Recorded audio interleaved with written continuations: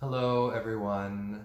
I wanted to make this video today to share my perspective on what I believe is going on in the world right now.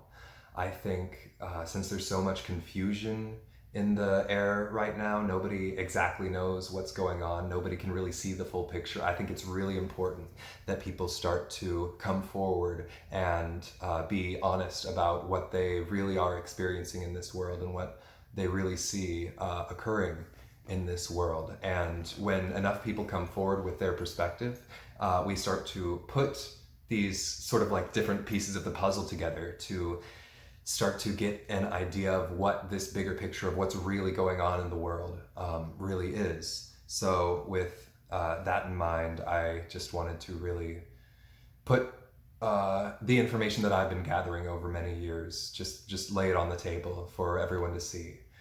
So in this video, I'm going to be addressing some very difficult some difficult themes and topics. So just I ask that you listen with an open mind, and that you can just take whatever resonates with you, whatever sounds like it is the truth, and just leave the rest. You know, you don't have to obviously agree with everything that I say, but just thank you for listening and tuning in. With all that being said, I guess I'll start by talking about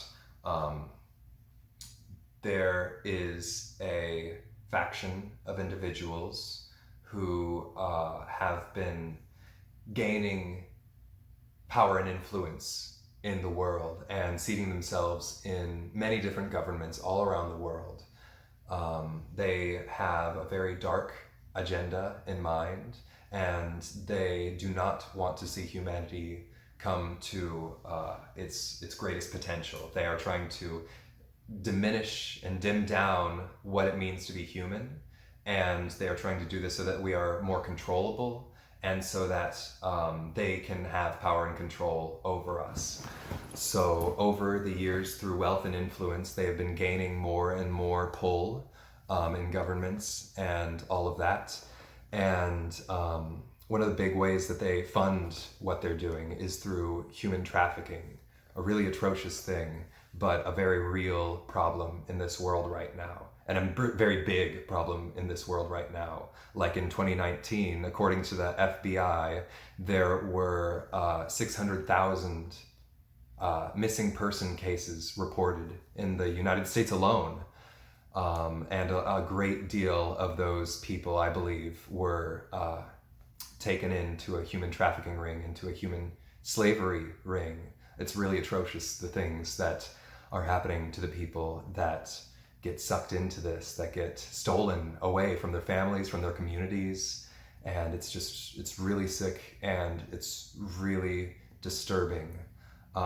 There were different factions all around the world that have seen what this dark cabal or deep state or Illuminati, whatever you want to call it, they have seen what they are trying to do, and all these different factions, even though they may have different ideas of what they want the world to look like, they have decided to band together and form an alliance so that they can bring down this deep state or this cabal. And so this deep state had set up the media. I mean, obviously the media is completely controlled at this point. Basically every media company is owned by 6 corporations. That's on TV, that's in the movies, that's the music industry. Everything is owned by a very, very small amount of people, and they get to pull the strings and say what gets to be said, what gets to be seen, and what doesn't. So they are really the people that get to control what the masses basically believe. And so all these different factions had banded together to try and bring down this dark cabal.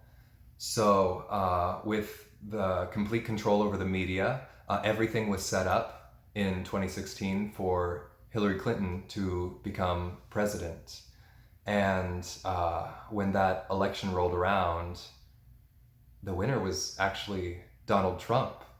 And that was a big shock for the world, you know? Everything looked like Hillary Clinton was going to win. Um, so if Hillary Clinton had won, um, this alliance would have had to take back control of America through a military coup. And that would have caused a lot of panic, a lot of distress, and it just would have been an all over, all around, just bad thing. So they decided that they needed to come up with a plan to take back America legally, in a legal way. So they knew that they would need someone who already had a name for themselves. They needed someone who had enough wealth so that they couldn't be bought by foreign interests, by companies that couldn't be influenced by that kind of stuff. So I believe that Donald Trump was actually asked to run for president by this alliance to take on the deep state head on. And that's why we saw that Donald Trump has been attacked relentlessly every day by the media since the day that he started running for office. And it's only gotten worse since he got elected. It's only gotten worse. They've been trying to limit his power by creating all of these like investigations, the Mueller investigation for 2 years, which, you know, it really didn't find anything on Trump. If they found anything, they would have used it against him.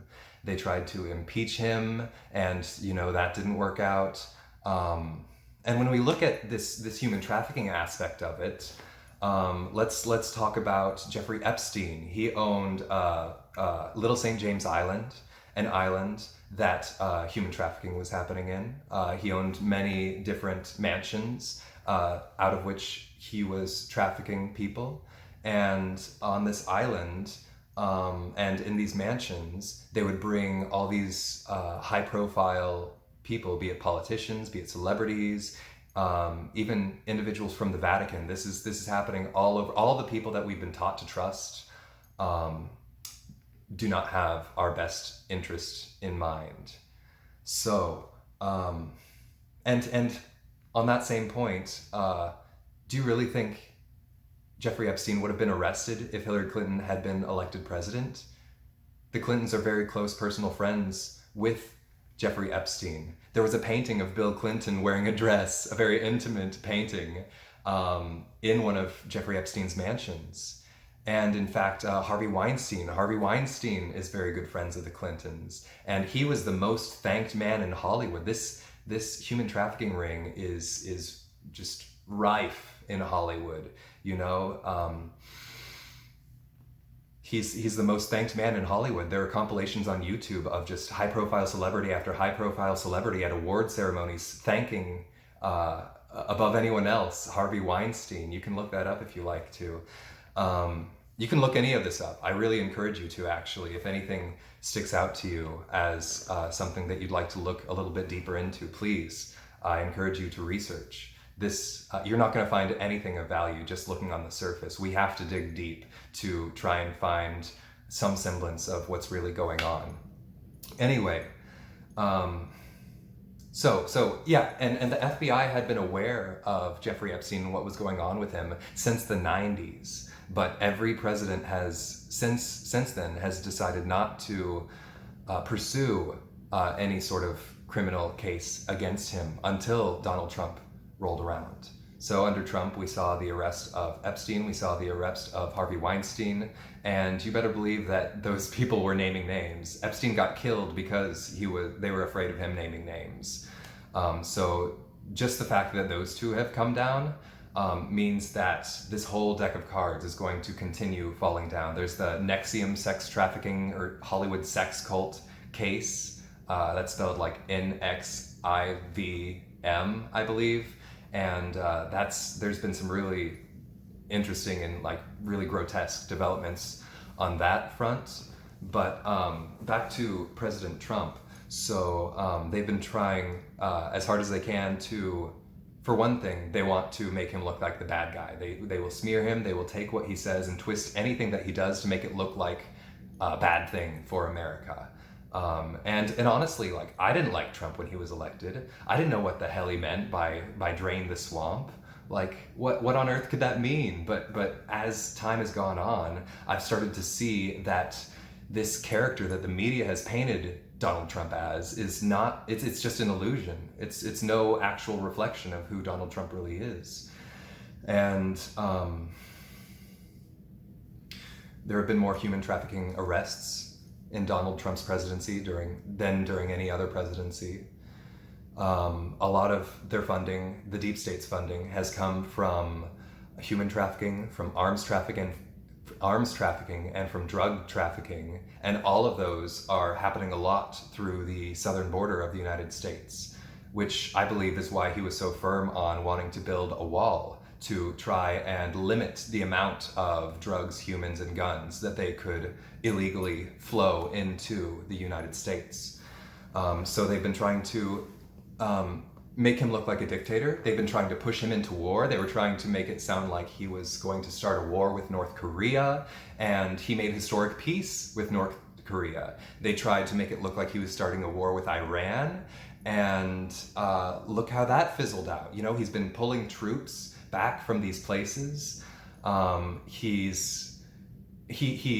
destroyed ISIS. He killed al-Baghdadi and these other Iranian generals who were killing gays by the dozens. You know, this extremist Sharia law that was happening in some of these Middle Eastern companies is really like destroying human rights in those places. And Donald Trump has really made a lot of strides to try and improve the lives of gay people all around the world. And we see the media trying to call Donald Trump racist a lot, but what we don't hear is how he's been uplifting the Black community in America.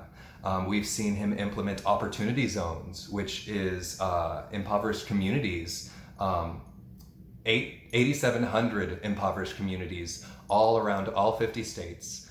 He's sending extra funding to create jobs and to help stimulate their economy, to get these people back on their feet, to get them back in like living their lives in a good way. He's provided unprecedented funding for historically Black colleges and long-term funding. They used to have to come to the White House every year and beg for funding, but now he was able to work out a long-term deal and get them extra money. We've seen unprecedented criminal justice reform. We've seen prison reform in the First Step Act, which just by the name, I think implies that there's more in mind, more prison reform in mind that he wants to implement. And now recently we've seen police reform. Why didn't we see any of this stuff happen under Obama when he had a supermajority, both House and Senate Democrats? He could have gotten anything that he wanted done, but he chose not to make these really strong and powerful moves to empower the Black community. So, with all that being said, yeah, they've been trying to egg him into a war. Now they're trying to get him to start a war with China. They're trying to get him to say that coronavirus was a bioweapon and that it was intentionally released from China. But that can't happen because a war with China would be absolutely disastrous.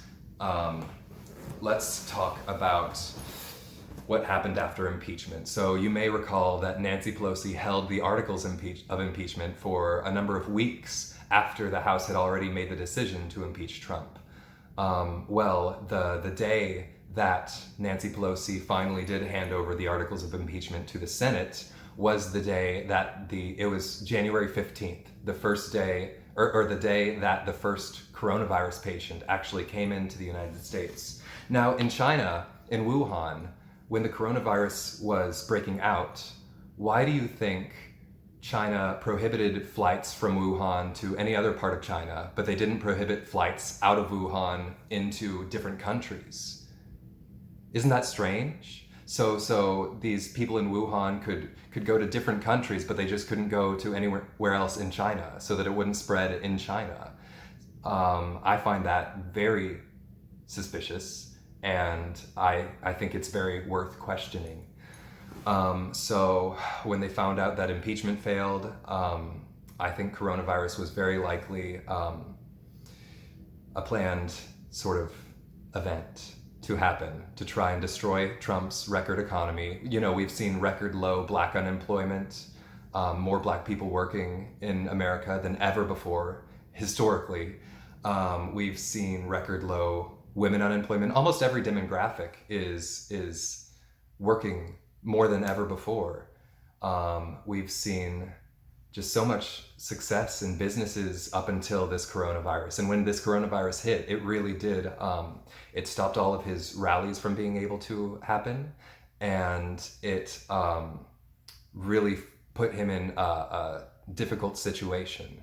Now, what's interesting that came out of coronavirus is that every single state in America has declared a state of emergency, which means that Donald Trump has more power than any president in history before. So if he really was a dictator, this would be the perfect time for him to be a dictator. They're really trying to make it look like and force him to make decisions that will make him look like a dictator. But he keeps deterring responsibility to the local governments, and that is really exposing what governments are really not in your best interest. Like in a lot of these Democrat-run cities, big cities, they were the hardest hit by coronavirus. They are the hardest hit by these riots. When they found that coronavirus was failing and that America was opening back up, we saw these race riots start to happen. The deep state wants us divided. They want us divided by race. They want us divided by class, by gender, by political party. They do not want us united. They want us divided. So because if we are united, then we are united against them. They are the ones who have to fear our power. And they have to keep us divided so that we don't see that they are the real enemy. There's just a few other things that I wanted to bring to your attention before closing this video out. One of them is that the deep state has no remorse for the ending of human life en masse, which is why we can see them implementing these very just horrendous acts like the coronavirus, a biological weapon, and just everything that they've been doing for so long. They've been doing a lot of false flags, like 9/11. A lot of mass shootings are actually mind control events where they basically take control of someone and just drive them to insanity and force them to go and shoot up just innocent people. They have no remorse. They have no remorse for human life. Another thing that I wanted to talk about was how Donald Trump has donated his entire presidential salary to different charities every quarter. The last 2 quarters, he's donated it to fighting the coronavirus. Another thing that's very interesting is as soon as Trump became president, his children pulled out of their international business dealings so that there wouldn't be any conflict of interest, in contrast to a lot of politicians whose children are on the board. I'll name 4 just immediately. Nancy Pelosi, Joe Biden, Mitt Romney, and John Kerry all have children who are on the board of Ukrainian Ukrainian energy companies. Hunter Biden was on the gas company, and that's a whole thing. But they're all in just like different sectors of that. Why do you think people or the media really was pushing so hard for Trump's tax returns when he was wealthy before becoming president? Why not look at some of these individuals who didn't have great wealth until they were elected into a public office? Don't you think that's a much greater sign of corruption than being wealthy before becoming president? But yeah, so with this Dark to Light movement, he's really draining the swamp, and we're going to see some very high profile arrests in the very near future. So I just wanted to get this video out before things get even crazier, because I think they may get quite a bit crazier until, basically until the election, because they're going to fight tooth and nail to keep Trump from getting reelected. Because if they can manage to get Joe Biden or whoever their next resort candidate is, because I don't think they're going to end up going with Joe Biden. They had to push back the Democrat National Convention because I think they have someone else in mind that they want to run as the Democrat candidate. Because, I mean, it's become very obvious that Joe Biden is no candidate. He's I mean, basically got dementia. But I'm not here to really talk bad about him or anything. I'm just, yeah. So, well, if you made it this far in the video, I thank you so much for sticking with me, for hearing me out, even if you disagree, and I'm sure a lot of you will. Thank you so much for listening. May God bless you. May peace be with you. Go ahead and speak your truth, whatever you believe to be really happening in the world. We need to hear that. So thank you for that. Om Shanti Om. Bye-bye.